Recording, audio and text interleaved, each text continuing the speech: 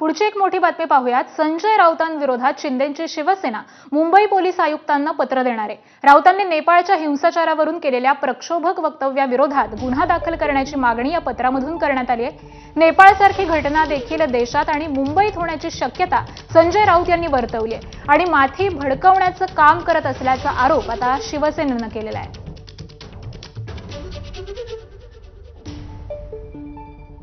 देशद्रोहाची जेवढी कलम आहे ती त्यांच्यावर लावली जावीत। एकतर ही व्यक्ती मानसिकरित्या रोगी आहे हे जाहीर करावं, किंवा हा माणूस सातत्याने देशद्रोही आहे हे जाहीर करून त्यांच्यावर गुन्हा दाखल करण्यात यावा।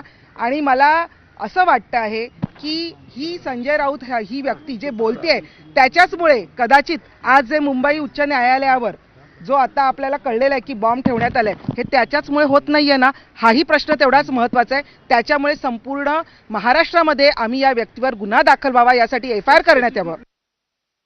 पुढची बातमी सोलापूरमधून आहे। धैर्यशील मोहिते पाटील सोलापूर जिल्ह्याचे वाल्मिक कराड असल्याची घणाघाती टीका